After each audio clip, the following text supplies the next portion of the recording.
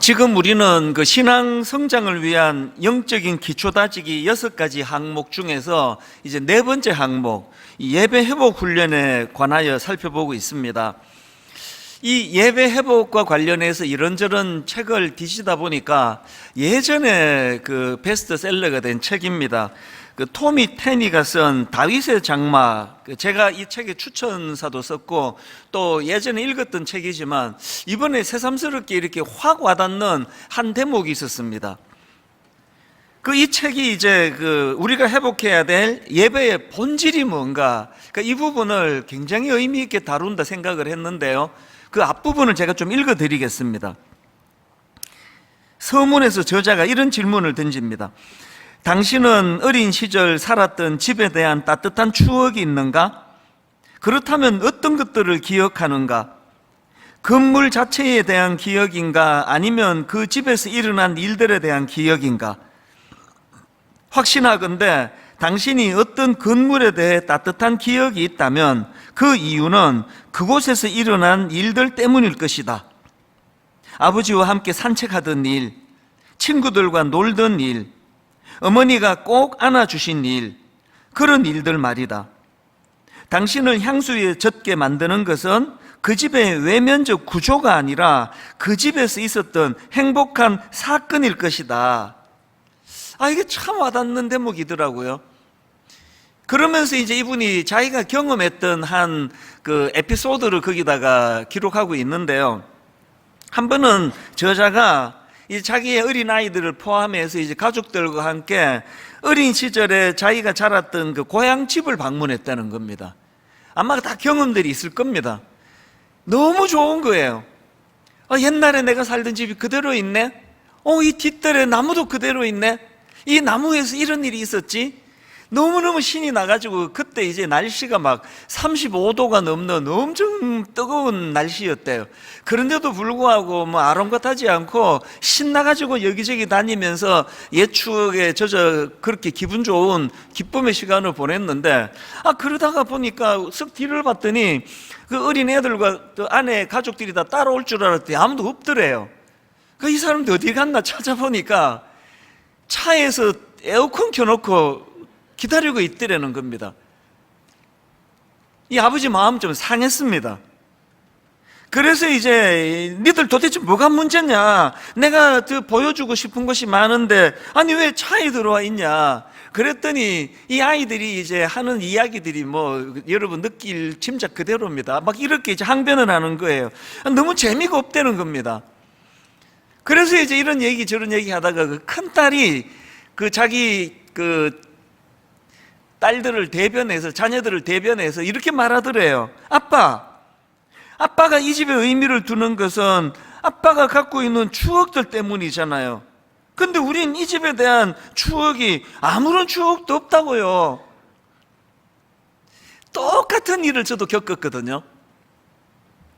저는 이제 경북대학교 2학년을 마치고 졸업 안 하고 미국 이민을 갔기 때문에 그 학교에 대한 추억이 늘 제 마음에 있습니다. 짧은 2년이지만 그 캠퍼스에서 제가 겪었던 기억 이런 것들이 있어가지고 이제 한 번은 우리 아이들 다 데리고 거기를 갔습니다. 이 토미 테니 딸들처럼 그렇게 과격하게 막 차이가 있고 그러지는 않았는데요. 너무 신이 나가지고 여기가 아빠가 봄에 수업 안 듣고 낮잠 자던 데야. 또 여기는 이런 일이 있었어. 계속 구경을 시켜주다가 보니까 얼굴에서 온 표정에서 이 자기들 마음을 다 드러내는 거예요. 지루해 죽겠습니다. 그래서 이제 한 번은 실패하고요. 그때 너무 더울 때 갔나? 그래서 이제 되게 날씨 좋은 날 데려가서 또 한 번 더 보여줬는데 똑같은 반응이 일어나더라고요. 그래서 제가 이 책을 읽으면서 굉장히 제 마음에 느낌이 좀 비슷했습니다. 이제 이런 일을 저자가 경험하고는, 그리고는 며칠 뒤에 이제 성경 여기저기를 뒤지고 묵상하다가 이 저자가 사도행전 15장 16절을 만난 겁니다. 하나님 이렇게 말씀하십니다. 이후에 내가 돌아와서 다윗의 무너진 장막을 다시 지으며 또 그 허물어진 것을 다시 지어 일으키리니 저자가 이 구절을 읽으면서 마음에 이런 질문이 생긴 겁니다.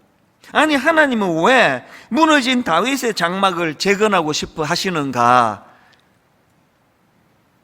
의미 부여로 치자면은 최초로 지어진 모세의 장막도 있고, 그리고 규모, 그 웅장함으로 치자면 솔로몬의 성전도 있는데, 하나님은 왜 다윗의 장막을 재건하기를 원하시는가? 그런 질문을 가지고 본문을 묵상하는데 답을 얻었습니다. 하나님께서 마치 이렇게 말씀하시는 것 같이 느껴지더라는 겁니다. 하나님이 무슨 말씀을 주시느냐? 내가 왜 무너진 다윗의 장막을 재건하고 싶어 하냐고? 그것은 추억 때문이란다. 그리고 책 이름 부연 설명이 나옵니다.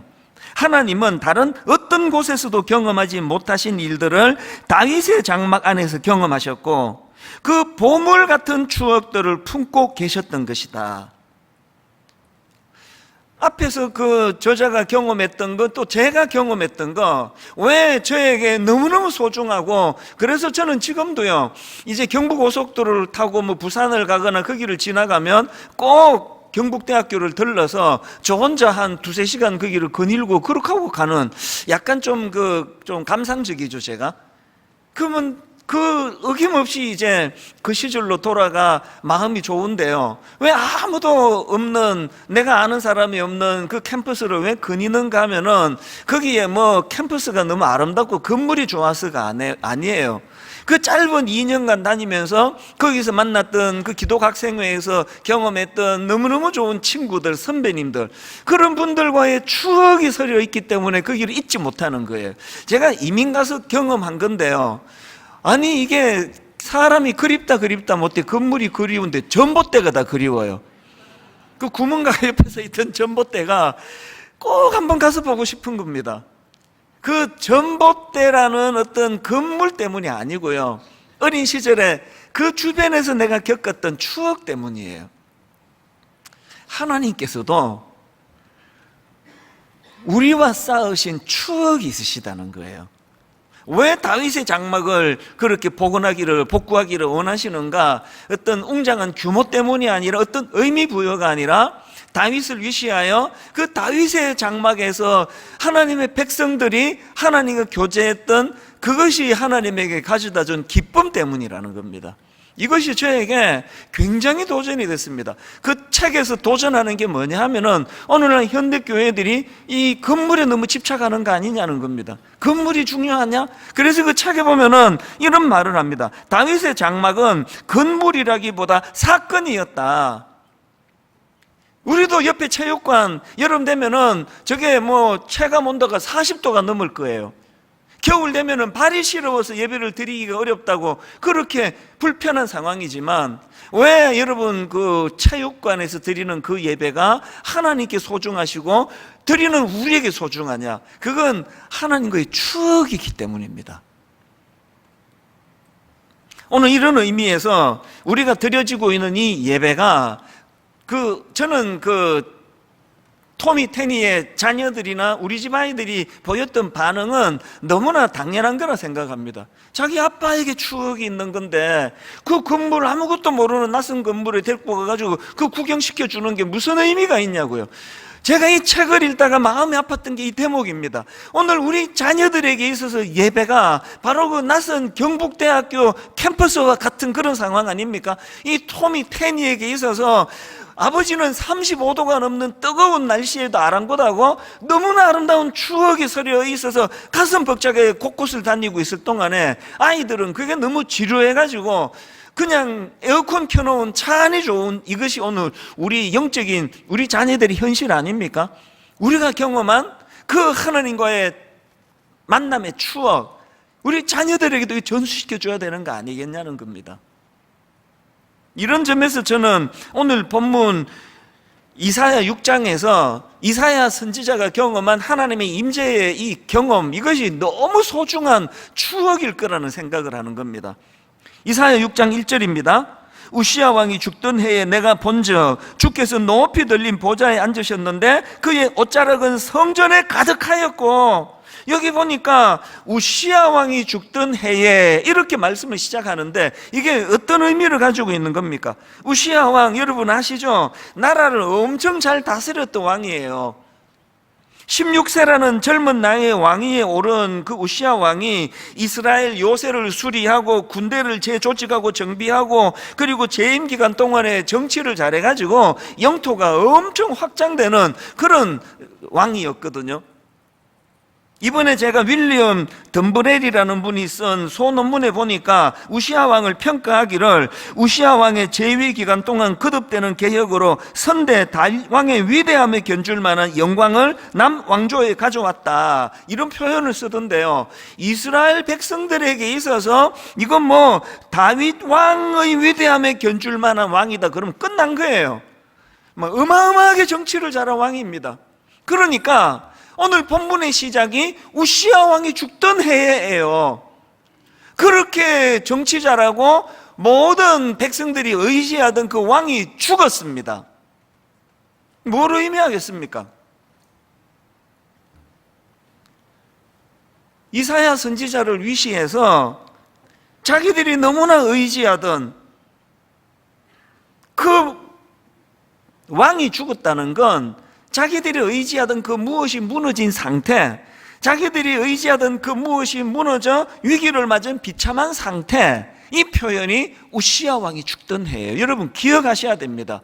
우리가 의지하던 그 무엇, 우리가 매달려 참 의지하던 그 무엇이 사라져 버렸을 때, 실패의 아픔을 경험할 때, 그때는요 하나님의 영광을 경험할 때입니다. 하나님의 임재를 목말라 매달려야 할 때예요. 왜? 그것이 이 비참한 현실의 상황을 회복시켜주는 도구이기 때문에 그렇습니다.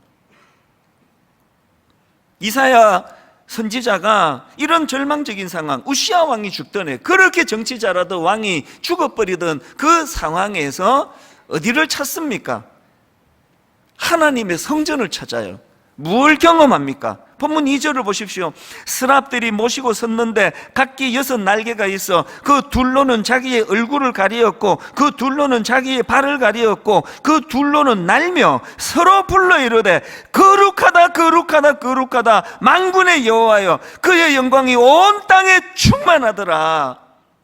눈을 떠보면은 정치 잘하던 그 우시야 왕이 죽어버리는 위기가 찾아왔습니다. 그리고 여러분 이사야 배경 다 아시잖아요. 1장에 보면은 그 당시 영적으로 머리부터 발끝까지 성한 곳이 없이 다 타락하고 다 부패했다는 그런 기록이 있거든요. 오늘 여러분 우리나라를 보면은 경제적인 문제를 봐도 뭐 곧 먹구름이 몰려오고 있다, 이런 전망이 우리를 두렵게 만들고 있고요. 정치를 봐도 교육을 봐도 어디 하나 시원한 것이 없는 상황이에요. 이런 답답하고 힘든 현실 앞에서 우리가 매달려야 되는 거, 이사야가 경험한 하나님의 임재예요. 너무너무 답답한 거예요. 이쪽을 봐도 저쪽을 봐도 머리부터 발끝까지 성한 곳이 없는 이런 상황이었지만, 그가 하나님의 임재를 경험하고 나니까 여전히 그 타락하고 부패한 희망이라고는 눈 씻고 찾아볼 수 없는 그 땅에서도 스랍들이 하나님을 찬양하는 겁니다. 거룩하다 거룩하다 거룩하다, 그의 영광이 온 땅에 충만하도다. 뭐가 예배입니까? 살만 나지 않는 이 세상살이 가운데 주일날 이곳에 와서 하나님의 영광을 경험하며 하나님의 임재를 경험하며 그분이 주시는 소망을 마음에 잡고 한 번쯤 숨 쉬는 시간이, 이 시간이 숨 좀 쉬자, 숨 좀.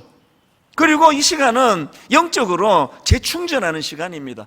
배터리가, 그 핸드폰이 지금 이게 뭐 점점 이게 막대가 줄어들고 요새는 숫자로도 표현하더라고요. 이게 뭐 20% 남았네, 15% 남았네, 7% 남았네, 2% 남았네, 이게 다 끄지게 생겼네. 이러는 상황에서 함께 이 시간에 모여가지고 영적으로 충전하는 시간이에요. 영적으로 충전, 배터리 충전소가 교회입니다. 오늘 예배 가운데 고갈에 있고 여러분들 마음에 우울함이 있고 의욕이 잘 생기지 않고 다운되어 있던 모든 분들이 오늘 영적인 충전이 일어나서 예배 가운데 다시 100으로 충전이 이루어지는 영적인 충전이 이 시간 일어나게 되기를 바랍니다.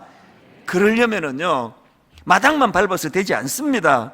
오늘 본문 이절의 상황 속에서 그 성경에서 강조하는 거, 너희들이 예배하러 나와 있지만 이게 마당만 바른다, 마당만. 그런 표현을 이사야 1장에서 쓰고 있더라고요. 그럼 어떻게 하면은 이사야가 경험한 그 놀라운 하나님의 임재와 하나님의 영광을 경험하는 그런 예배를 드릴 수 있느냐? 제가 최근에 읽은 책 중에 돈 셀리어스가 쓴 예배의 감각, 이런 제목의 책이 있는데요, 이 책이 주장하는 건 예배는 경험하는 거라, 경험하는 거. 그냥 앉아있는 게 아니고 예배는 경험하는 거다. 예배는 듣고 보고 만지고 움직이고 냄새 맡고 맛보는 우리의 감각이 작동되는 시간이라는 거예요. 제가 여러 번 강조한 말씀 기억하시죠? 우리는 하나님을 맛보아 알지어다, 경험해야 돼요.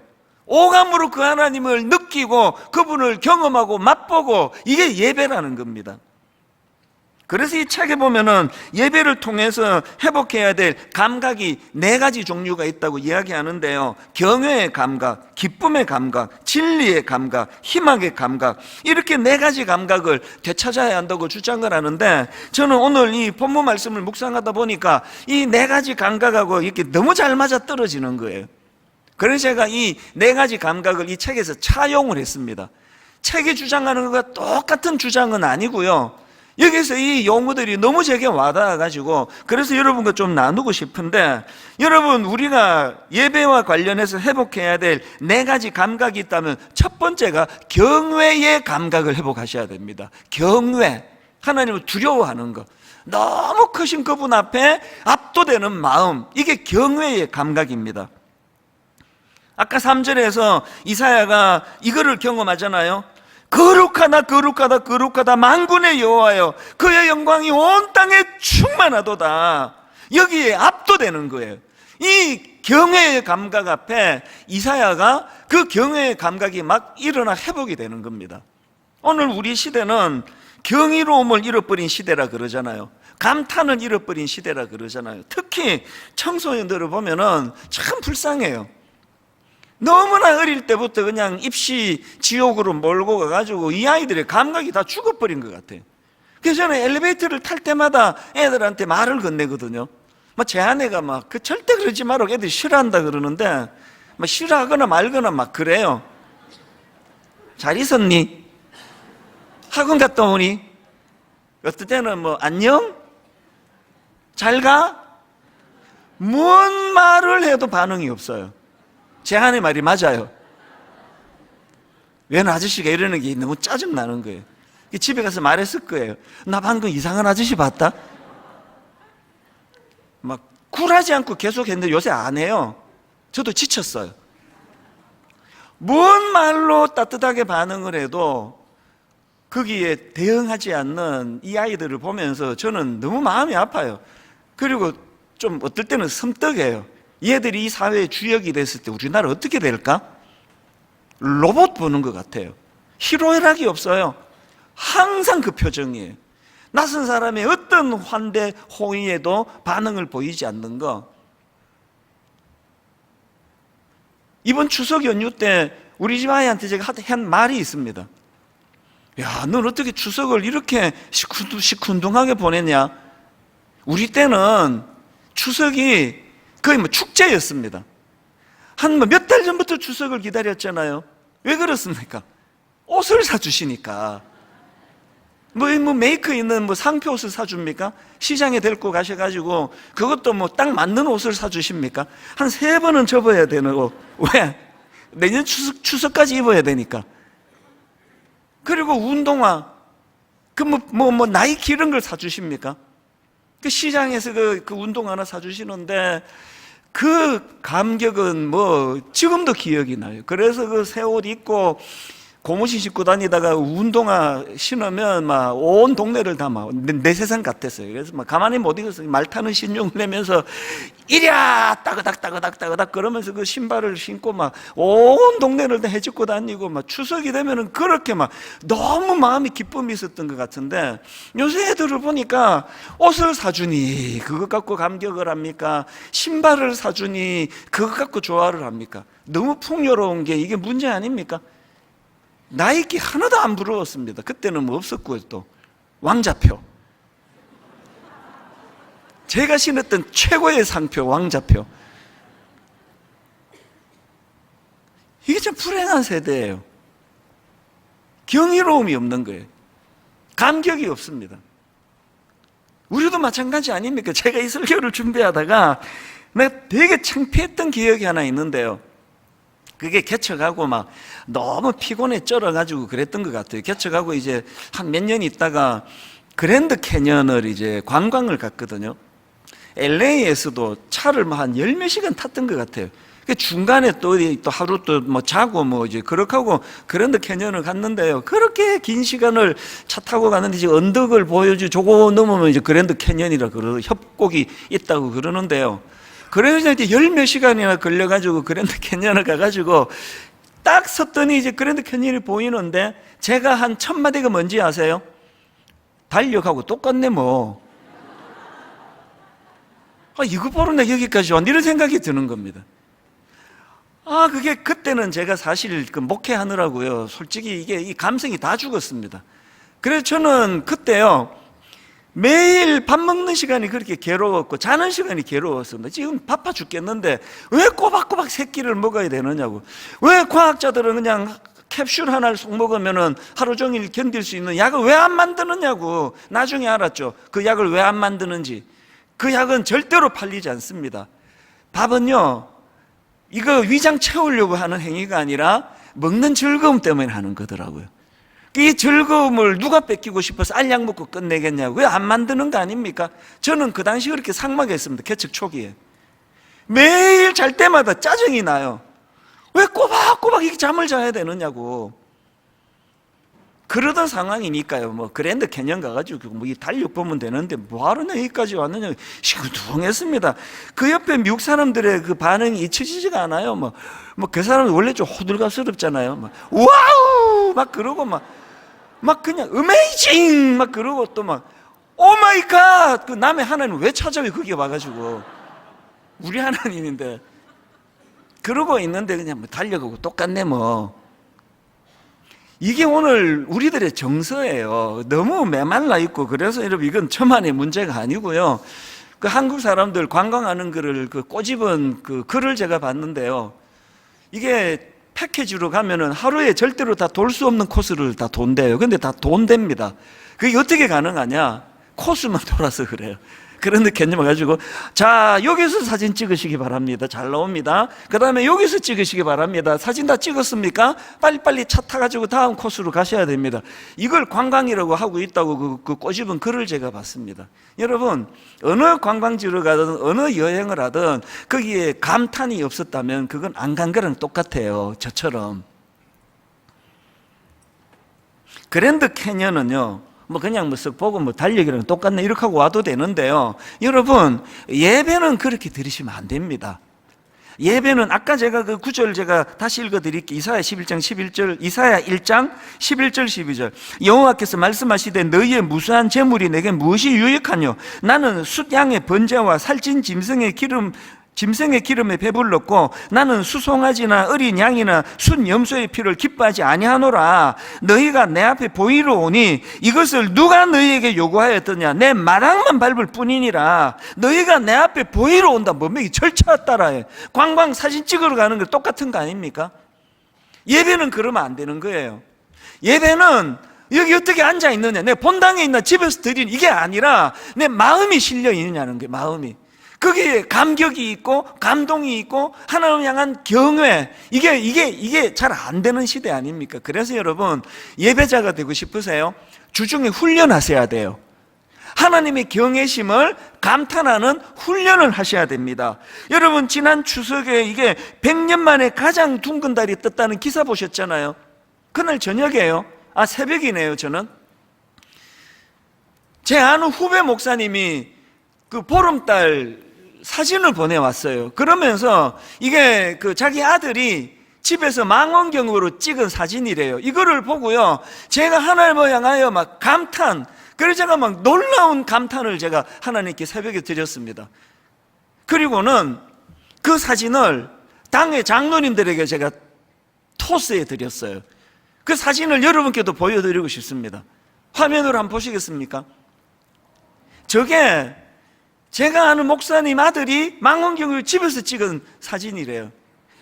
저 달 사진을 보면서 너무너무 마음에 감동이 되고 감탄이 돼서 장로님들께 제가 저거를 보내고 이런 글을 썼습니다. 저의 후배 목사님 아들이 집에서 망원경으로 찍은 달 사진입니다. 달 사진 속에서 하나님을 향한 경외감을 제가 느끼게 됩니다. 하나님의 크신 경륜 속에서 더욱 큰 그림을 그리며 사는 인생이 되어야 되겠다고 다짐하며 이 시간 기도합니다. 그리고는 바로 우리 29 분리개척한 담임 목사님들께 저 달 사진을 보내드렸어요. 그리고 똑같은 글을 보냈습니다. 목회하느라고 바쁜 건 알겠는데 너무 현실에 함몰되지 않기를 바랬거든요. 좀 더 큰 그림을 그리며 우리 목사님들과 제가 목회하기를 저는 원하거든요. 우리 하나님은 이렇게 광대하신데, 우리 하나님은 어마어마한 이런 창조주 하나님이신데 왜 우리는 밴데기 같은 좁은 속을 가지고 그저 보는 것이 아웅다웅 뭐 오늘 몇 명 출석했나, 옆에 교회보다 우리 교회가 얼마나 더 크나 작나, 이런 것들을 좀 떨칠 수 있는 하나님의 크심에 대한 경외감을 회복해야 돼. 이 하나님의 크심에 대한 경외감으로 내 존재가 날마다 커지기를 갈망하는 그 사람이 예배자가 돼. 예배자. 오늘 하나님의 크심 앞에 압도되는 이사야 선지자와 같은 예배자들 되시기를 바랍니다. 다윗이 그 큰 그림으로 인생을 그려나가니까 그가 보는 자연은 우리가 보는 거랑 좀 다르지 않습니까? 시편 8편 1절, 여호와 우리 주여, 주의 이름이 온 땅에 어찌 그리 아름다운지요. 주의 영광이 하늘을 덮었나이다. 100년 만에 가장 둥근 달 보면서 무슨 생각하셨습니까? 토끼가 있나 없나 보자 그러셨습니까? 그 큰 하나님의 창조 작품 앞에 하나님 여호와 우리 주여, 주의 이름이 온 땅에 어찌 그리 아름다운지요. 그리고 다윗이 시편 8편에서 그 피조물로서 자기 존재의 귀함, 사람이 무엇이간데 인자가 무엇이간데, 매 예배 때마다 이 하나님을 향한 경외의 감각이 회복됨으로 말미암아 그 크신 하나님의 형상을 닮은 하나님의 자녀로서, 백성으로서 여러분의 존재가 회복되기를 바랍니다. 그런가 하면은 두 번째로 회복해야 될 감각이 기쁨의 감각입니다. 첫 번째가 두 번째, 세 번째, 네 번째 감각을 관통하는 그런 그 큰 개념이기 때문에 길게 설명했고요.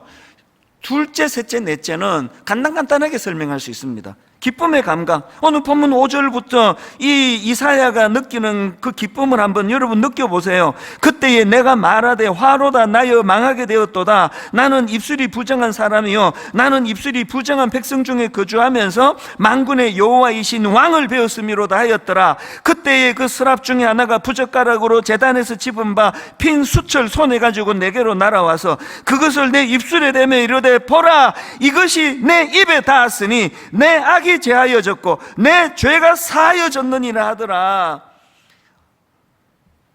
현실은 우시아 왕이 죽었습니다. 현실은 머리부터 발끝까지 성한 곳이 하나도 없습니다.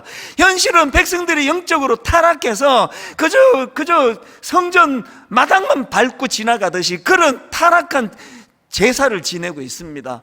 그럴 때 이사야가 경험한 것, 그 거룩하신 하나님, 위대하신 하나님, 그 하나님의 존재 앞에 압도되는 경외의 감각이 회복이 될 때 그는 내 죄가 치유되는, 죄 사함을 받는, 너의 악이 제하여졌고 너의 죄가 사하여졌느니라, 이 사죄의 은총으로 인한 기쁨이 그 마음에 넘치도록 회복이 된 거예요. 모든 목사님들이 다 그러시리라고 짐작하지만 저 역시도 자격이 없는 목사예요.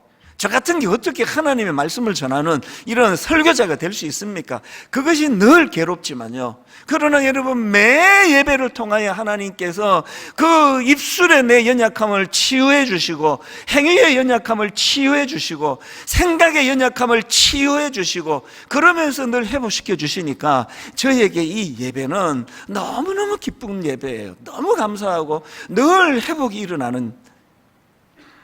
옛날 우리 할머니들이, 권사님들이 모여서 부르시던 찬양, 이 설교를 준비하다가 불쑥 떠올랐는데요, 너무너무 기뻐하면서 그 해병대 찬 박수 아시죠? 할머니들이 원조예요.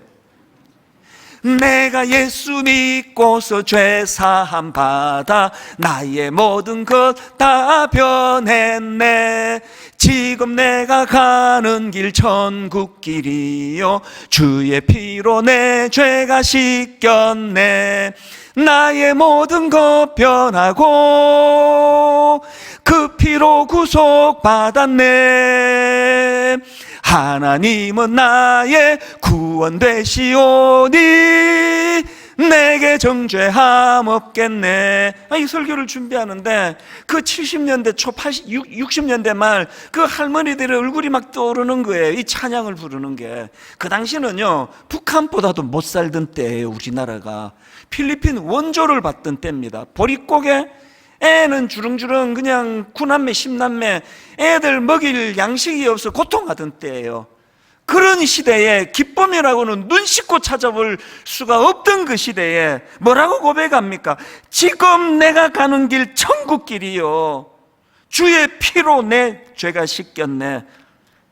2절에 보니까 주님 밝은 빛 되사 어둠 해치니 나의 모든 것 다 변했네.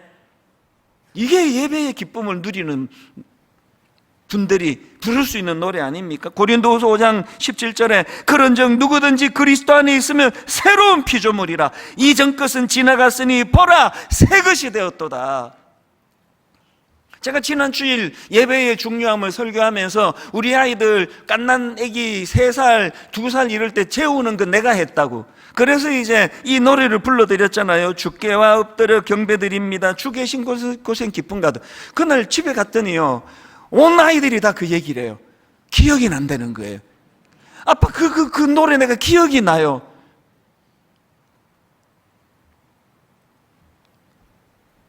제가 성공한 거예요. 세뇌가 된 거예요. 뭐가 세뇌됐습니까? 무엇과도 누구와도 바꿀 수 없네. 예배 드림이 기쁨됩니다. 여러분 매 예배 때마다 살만 나지 않던 참 머리부터 발끝까지 성한 것이 없던 이사야 선지자 그 시대에 이사야처럼 주님의 임재가 사죄의 은총의 기쁨으로 충만해지는 예배의 기쁨을 매주마다 매 예배 때마다 맛보시는 저와 여러분 되시기를 바랍니다. 세 번째가 진리의 감각입니다. 진리의 감각. 요한복음 4장 23절을 보니까 아버지께서 참되게 예배하는 자들은 영과 진리로 예배할 때가 원하니 곧 이때라. 아버지께서는 그 다음 보세요. 자기에게 이렇게 예배하는 자들을 찾으시느니라. 지난주에 발견한 단어예요. 이 구절을 읽으면서 제가 못 본 단어예요. 이렇게 예배하는 자들을 찾는데요. 이렇게 예배하는 자. 그 어떻게 예배하는 자입니까? 23절 다시 한번 보십시오. 액센트를 달리한 아버지께 참되게 예배하는 자들은 영과 진리로 예배할 때가 오나니 이렇게 예배하는 자들을 찾으시느니라. 감각을 되찾아야 된다고 막 이 오감만 그렇게 그냥 감성적으로만 드리는 예배를 우리가 추구하면 안 됩니다. 어떤 예배예요? 냉철하게 영과 진리로 드리는 예배, 성령 인도하시는 예배, 내 자신의 연약함을 있는 그대로 다 고발당하는 이런 영과 진리로 드리는 예배. 그래서 여러분 이사야가 본문 5절에서 그때에 내가 말하되 화로다 나여 망하게 되었도다. 오늘날 예배가요, 오늘날 설교가 그저 그냥 가려운 데는 살살살 그냥 만져주고 뭐 그냥 위로나 해주고 이런 설교라서 위험한 거예요. 하나님의 임재가 경험되는 예배는 처절하게 진리가 자기를 관통을 합니다. 화로다 나여 망하게 되었도다. 네가 그래갖고 목사냐 네가? 입만 살아가지고 처절하게 성령의 책망을 받으면서 그 존재 앞에 입술이 치유를 경험하는 영과 진리가 살아있는 예배예요. 이거 콘서트 아닙니다. 오늘은 또 뭔 웃기는 말을 하는가 보자. 오늘은 좀 웃기는 게 없네? 그게 예배가 아니고요. 진리가 내 심령을 관통할 때 튀어나오는 거예요. 난 망하게 됐다. 나 같은 거 이제 난 끝났다. 화로다 나여 망하게 되었도다. 나는 입술이 부정한 자라고. 그래서 여러분들이 잘 아시지만 요한계시록 2장 4절에 에베소 교회를 주님이 책망하십니다. 그러나 너를 책망할 것이 있나니 너의 처음 사랑을 버렸느니라. 그러므로 어디서 떨어졌는지를 생각하고 회개하여 처음 행위를 가지라. 어디서 떨어졌는지를 생각하고 회개하는 시간이 예배 시간인 줄 믿으시기를 바랍니다. 마지막 네 번째, 희망의 감각이에요. 아무리 이사야가 예배는 경험하는 것이다, 예배는 듣고 보고 만지고 움직이고 냄새 맡는 것이고 맛보는 우리의 감각이 작동되는 예배다, 이사야가 그랬다 하더라도 8절이 없다면 온전한 예배가 아니에요. 8절에 그가 이렇게 말합니다. 내가 또 주의 목소리를 들으니 주께서 이르시되 내가 누구를 보내며 누가 우리를 위하여 갈고 하시니 그때에 내가 이르되 내가 여기 있나이다, 나를 보내소서. 이거를 소명의 말씀으로, 사명으로 무장된 말씀으로 읽었지만 그 바탕에는 이사야에게 희망이 생긴 거예요. 우리 민족이 아직 소망이 있다, 우리 민족 안 끝났다, 머리부터 발끝까지 성한 곳이 없다 할지라도 희망이 있다, 하나님 일하시면 가능하다, 거기에서 이런 결단이 나오는 거예요. 내가 여기 있나이다, 나를 보내소서. 지난 주일 예배 마치고 오후부터 화요일 오전까지 내가 경험한 게 이거예요. 제가 경험한 게. 제가 지난주 말씀드렸잖아요. 1만 수도 파송 운동 이제 마무리 지을 때가 됐다고. 제가 혹시나 여기에 걸림돌이 될까봐 강제 안식년을 가지고, 그리고 1년이 지났어도 출석 5,000명 이하로 줄지 않으면 사임하겠다 그랬는데요. 지난 주일날 여러분들 앞에 이제 다음 주부터 2달 반간을 체크하겠다고 했을 때 우리 행정 목사님이 저에게 자료 하나 보내왔어요. 그리고 주중에 더 자세한 자료를 보내왔는데 그 내용이 뭐냐 하니까요, 파송 예배가 드려진 그 주일, 그 다음 주일부터 지난 주일까지 예배 평균 출석을 낸 걸 제가 보내줬는데 예배 평균 출석이 3,242명이에요.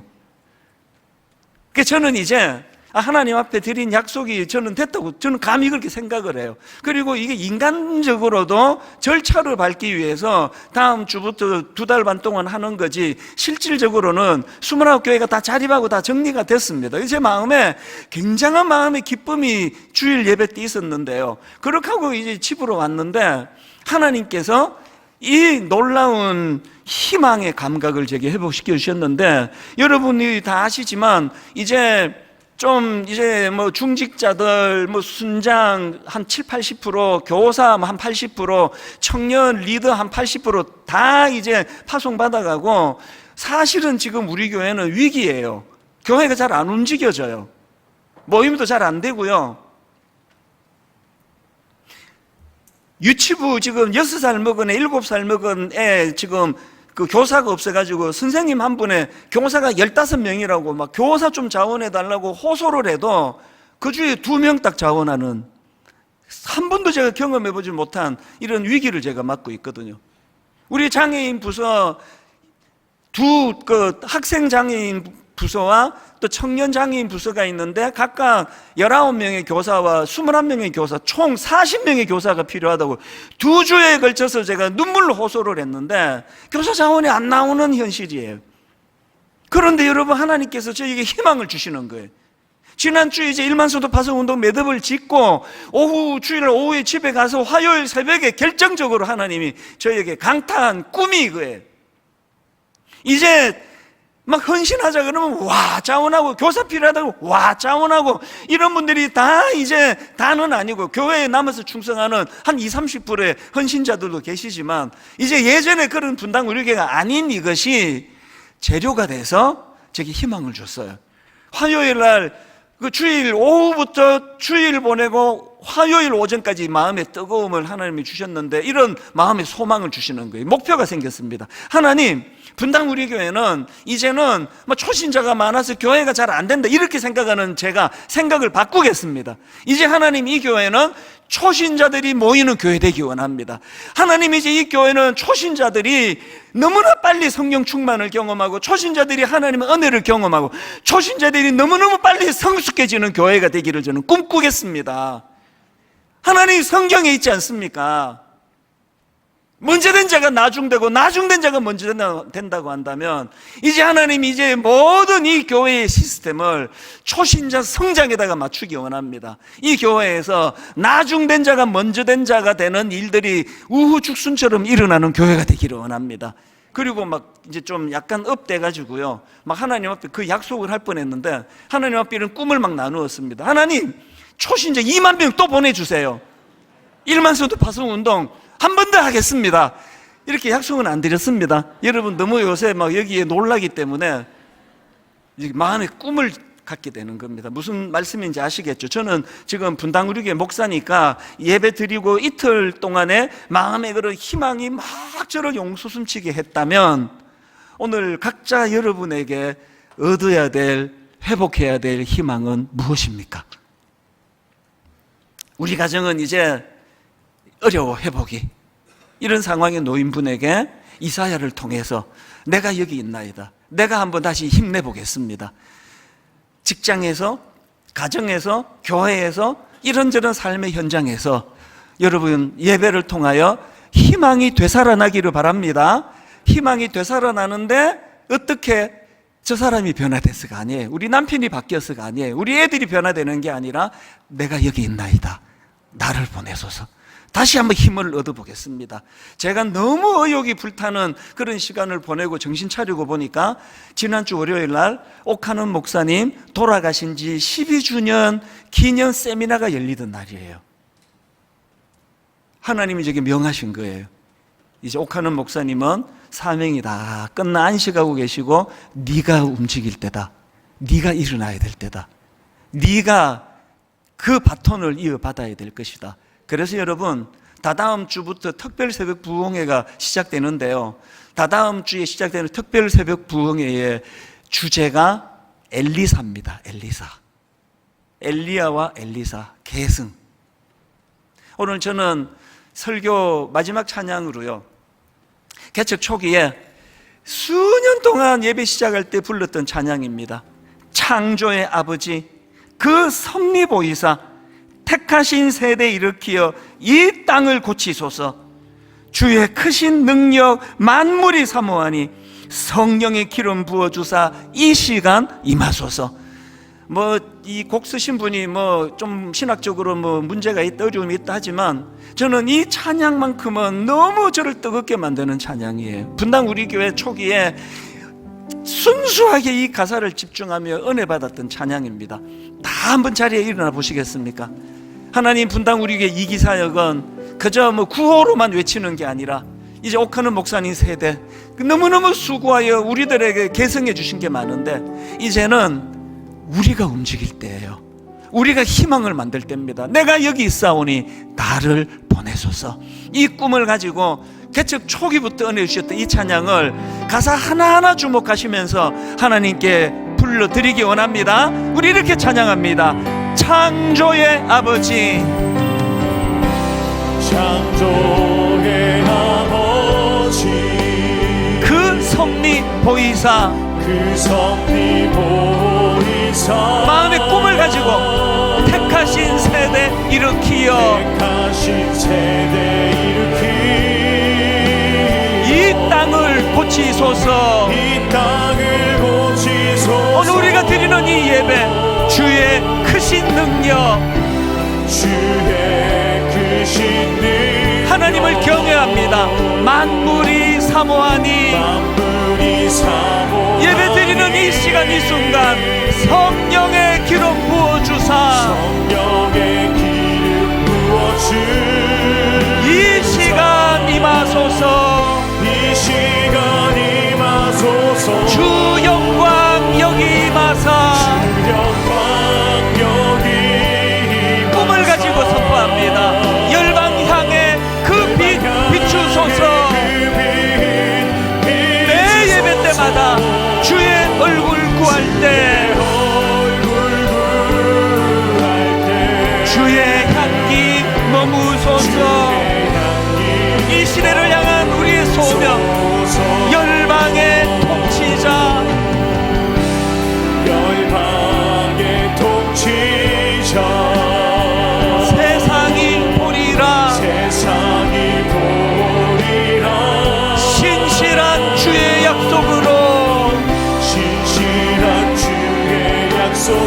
고백하십시오. 교회는 승리하리. 교회는 승리하리.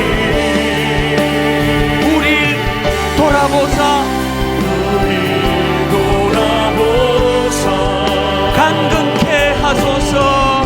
강건케 매 예배 때마다 이사야의 연약함을 치료하신 주님, 연약함 모두 벗어지고 승리케 하옵소서. 여러분, 이 선포 주님 앞에 올려드리기 원합니다. 주 영광 여기 임하사 열방 향해 그 빛 비추소서.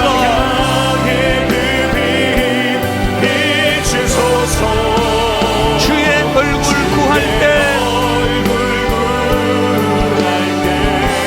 주의 향기 머무소서. 우리 뜨거움을 가지고 다시 한번 이렇게 선포합니다. 주 영광 여기 임하사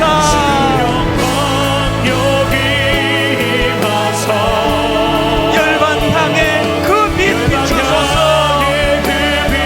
우리가 드리는 이 예배 가운데 주의 얼굴 구할 때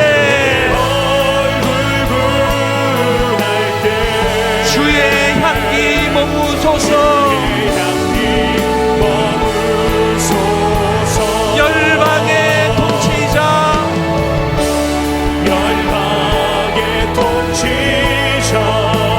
세상이 보리라. 희망의 감각을 가지고 예배합니다. 신실한 주의 약속으로.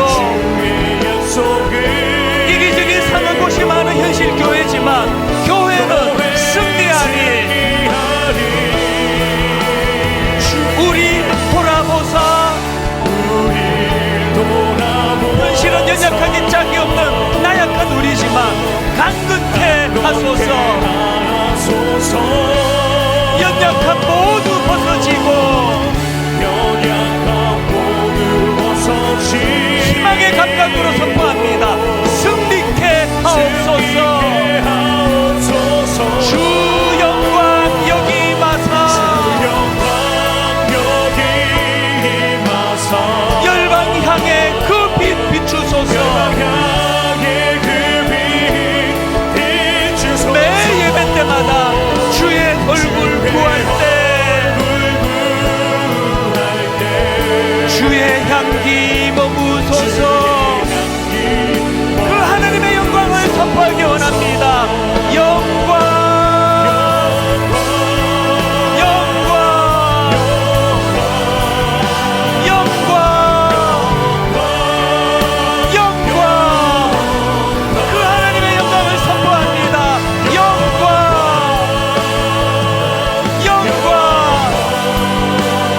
영광 영광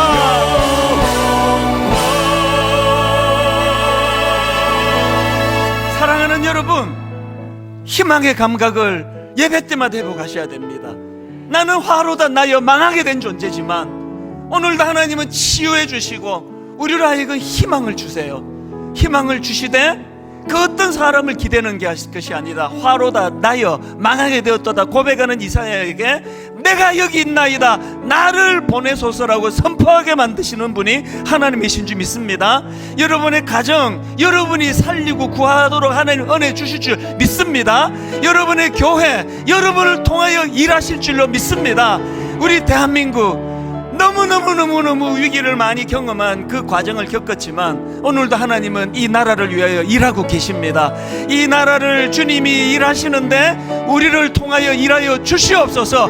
우리 한 목소리로 합심하여 희망의 감각을 가지고 기도하기 원합니다. 통성으로 기도하시겠습니다. 살아계신 하나님 아버지, 오늘 하나님 아버지 은혜를 사모하며 이 자리에 모였습니다.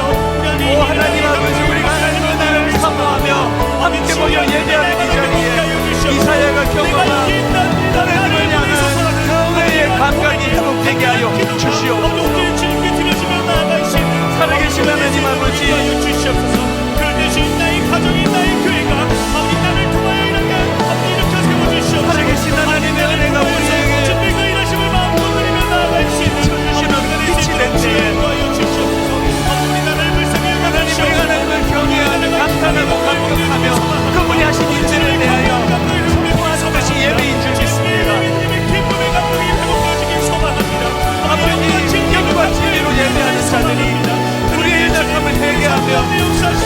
치유해주신 하나님을 경험하며 여전히 희망이 남아있노라고 고백하며 그렇게 믿음을 가지고 달려가기를 원하옵나이다. 살아계신 하나님, 우리를 주님이 인도하여 주시기를 원합니다. 살아계신 하나님, 오늘 예배 가운데 인도하여 주시고 살아계신 하나님, 하나님 앞에 우리가 경배의 감격이 멈추고 말며 우리 하나님을 향한 감탄이 경이로움이 회복되게 하여 주시옵소서.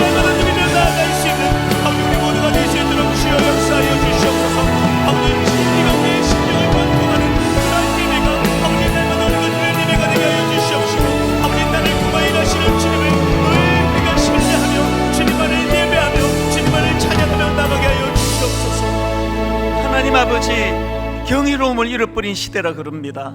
감탄이 사라져버린 시대라 그럽니다.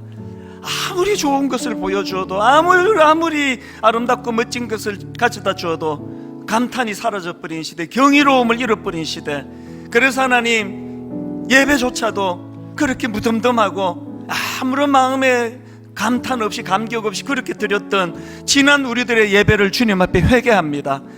예배를 통하여 살아계신 우리 하나님 아버지, 그분의 놀라우신 하나님의 존재 앞에 경외감이 회복되는 예배가 되기 원합니다. 경이로움이 회복되는 예배 되게 하여 주시옵소서. 감탄이 예배 때마다 회복되기를 원합니다. 하나님의 크심이 오늘 나 같은 죄인을 어떻게 구원의 길로 인도해 주셨는가를 너무너무 벅찬 가슴으로 뜨거운 마음으로 그것을 바라보기를 원합니다. 하나님, 눈을 들어보면 머리부터 발끝까지 성한 곳이 하나도 없는 시대입니다. 타락을 말로도 알 수 없이 타락한 시대입니다. 교회는 부끄러운 수치에 빠져 있다고 참 조롱당하는 시대라 하나님, 우리들이 이렇게 탄식하고 있습니다. 그럼에도 불구하고 하나님이 예배를 통하여 우리들 안에 회복되어야 될 감각이 있다면 희망의 감각이 회복되게 하여 주시옵소서. 화로다 나여 망하게 되었도다, 이 어둡고 암울한 고백이 터져 나올 수밖에 없는 우리 인생이지만, 이런 우리들의 입술을 통하여 내가 여기 있나이다, 나를 보내소서 희망으로 선포할 수 있는 그 놀라운 은혜로 우리를 인도해 주시는 주님, 가정마다 하나님, 우리 교회마다 주님 앞에 예배자들이 일어나기를 원합니다. 희망을 노래하기를 원합니다. 희망을 선언하되 내가 여기 있나이다, 나를 보내소서. 앞으로 분당 우리 교회는 하나님을 전혀 알지 못하던 초신자들이 모여드는 교회가 되게 하시고, 그들이 예수 믿는 교회 되게 하여 주시옵소서. 놀라운 역사와 능력이 그들의 손에 의하여 일어나도록 이 기사역에 새로운 희망을 하나님의 십자가, 주님의 십자가를 통하여 저희들에게 전수하여 주시옵소서. 이번 한 주간 예배 제대로 드린 자들이 어떤 기쁨의 시간을 보내는지를 맛보고 경험하는 아름다운 한 주간 되도록 인도하여 주시옵소서.